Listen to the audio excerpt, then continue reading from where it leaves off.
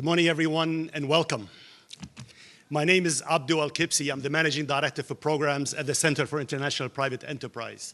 And I cannot express how much it is of an honor to see this room filled with such a remarkable group of leaders, partners, and friends who share a common goal: strengthening economies, defending democracy, and proving that market-driven investment can be a force for good. The theme of today's conference, Building Resilient Economies Through Market-Driven Investment, is not just a slogan. It's a call to action. Around the world, corrosive capital continues to undermine governance, distort markets, and erode trust. But our gathering here today demonstrates that there is another path, one built on transparency, accountability, and partnership. Each of our panels today builds on this theme.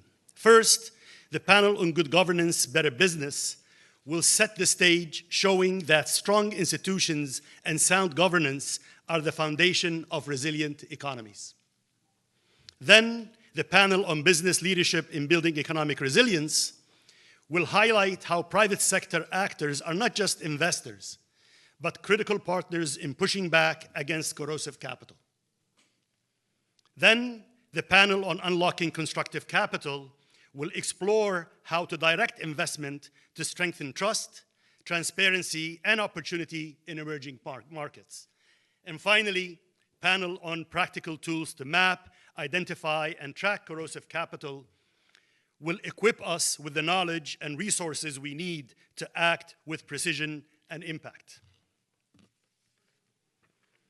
Today is about solutions. It's about learning from each other, about building bridges between sectors, and about demonstrating that democratic values and economic strength go hand in hand.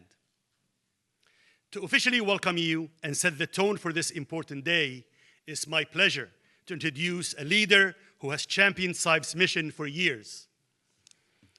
Mr. Greg Lebedev is the chairman of the board of the Center for International Private Enterprise and senior advisor to several organizations, including the U.S. Chamber of Commerce.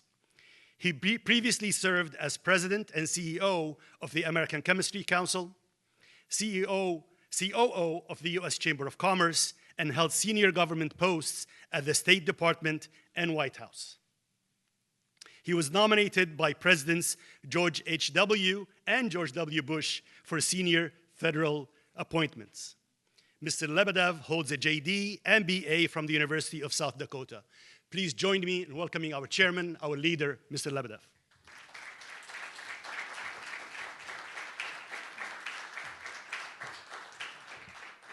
Thank you, Abdu. When people say he's done this job for years, I feel like he's introducing baby Doc somehow. Well, good morning, everybody. I'm glad to be here. I think to see so many people from so many different places, I think this is an important conversation that Abdu outlined for the day, and so I think, and it's at an important time. As you guys know, SIPE just celebrated its 40th birthday, and during its 4 decades, we've worked with 7 U.S. administrations. And each had, as you would imagine, its own distinct view of America's role in the world. They also have a sense of how it should or should not advance its interests. Actually, it's the beauty of American democracy. Elected governments, supported by a market-driven economy, reflect the changing views of its citizens and the country's evolving place in the global order. Now, this is the song of praise that SIPE has been singing as we've operated throughout the world for the last 40 years. And we've been able to work with the different policy personalities of each of these administrations, Republican and Democrat, for one particular reason: because we adapt. Like any business, we adapt to changes in the marketplace, because our primary obligation is to determine where and how SIPE's considerable expertise and experience can best contribute to a new administration and help them realize their global objectives. That's the very reason we were created by the Congress. Of course, sometimes, as we've seen recently, sometimes adaptation is easier than others, as we also tell that to our children because it makes us somehow feel better about things. But we were frankly pleased to see that so much of what CIPE has championed over the past 40 years aligns with the Trump agenda. CIPE is recognized as a leading NGO that promotes market-driven economics that advantage American and other business and actively and simultaneously, as Abdu said, confront malign actors like China, Russia, Iran, Venezuela, others, that regularly work in third countries to undermine local economies, sap the strength of the host country, and eliminate American economic competitiveness. So we've convened today's forum to hear from smart people like you from all over the world to inform us about where and how CIPE should be deployed to help strengthen local economies, to confront malicious interventions, and ensure an economic environment that will invite American and other companies to actively compete and invest in those markets.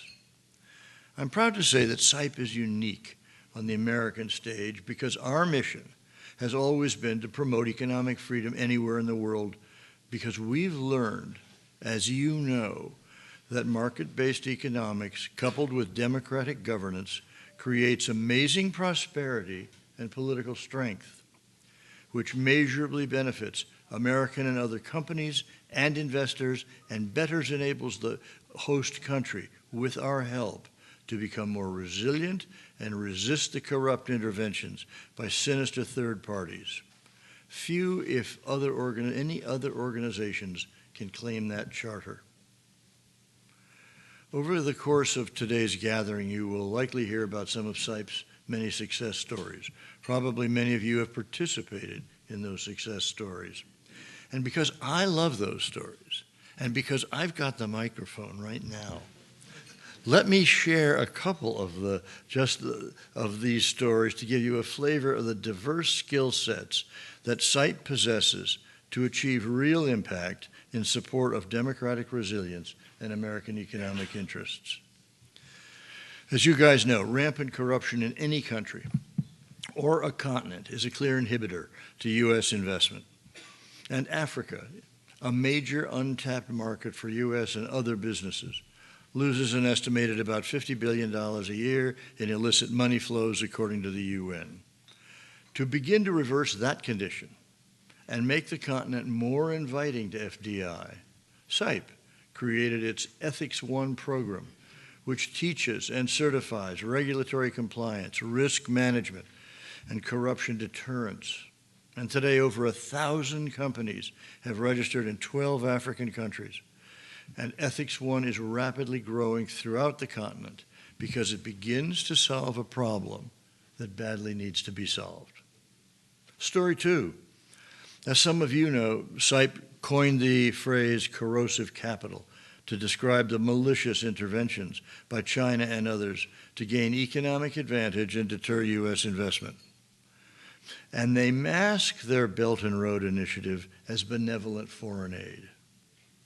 For some time now, CIPE has been reporting on their techniques and sharing these findings with neighboring countries to help prepare them for similar interventions. CIPE then developed a one-of-a-kind report, the BRI, the Belt and Road Monitor, which publishes monthly information about recent malign activities anywhere in the world, such as the corrupt infiltration of the Slovakian auto industry, and provides guidance about economic resilience. Story three. Market access is, as you know, a key ingredient for global investment. And Central Asia, because of its distinct geography, has always been dominated by Russian and Chinese interests to the detriment of the United States and likely others. To begin to raise American economic visibility in the region, CIPE, in conjunction with the U.S. Chamber, created what has become known as the B5+1, which is a regional business dialogue mimicking the B7 and the B20, which the U.S. Chamber established some years ago. This now brings together 5 countries, the B5, Kazakhstan, Tajikistan, Turkmenistan, Uzbekistan, and the Kyrgyz Republic. Brings all 5 together to discuss regional business opportunities. And the U.S. is the +1. Last story. Andrew always hears me tell this story, so he'll be proud that I haven't missed a beat in my own recollection.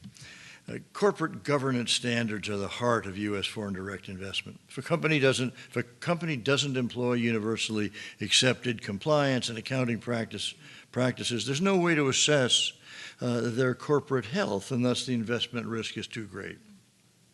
Egypt is the second largest Arab country, today with over 100 million people, a sizable economy, and an inviting market for all kinds of U.S. and other investment. But a couple of years ago, Egypt's finance minister, working with SAIP, recognized that Egyptian businesses needed to fully embrace international governance standards of transparency in order to attract U.S. business.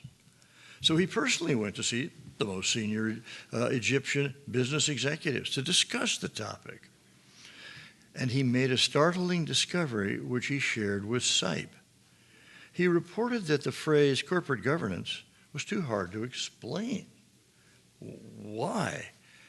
Because there was no word for this concept in Arabic. So he immediately asked SAIP to work with the Council of Arab Linguists, and they created a phrase for corporate governance, which is now used throughout the entire Arabic-speaking world. And just about a month ago, I traveled to Cairo with a large delegation of U.S. businesses, including the likes of GM, Apple, Google, Marriott, so many of which have already positioned themselves in the Egyptian economy and are looking to expand. As you can tell, I love these stories because they illustrate that SAIP has been shaping business environments, building democratic resilience, and promoting opportunities for American business before it was fashionable. And we've been an early warning system about the activities of malign actors when their behavior was only Washington cocktail conversation. There are a fascinating set of panel conversations that are on tap for you all today, and at lunch you'll hear from our good friend and NED President, Damon Wilson, who has been SAIP's staunch partner as we've collectively advanced American business interests and democratic governance and confronted those national actors that actively work to undermine U.S. economic and strategic interests every day. Thank you.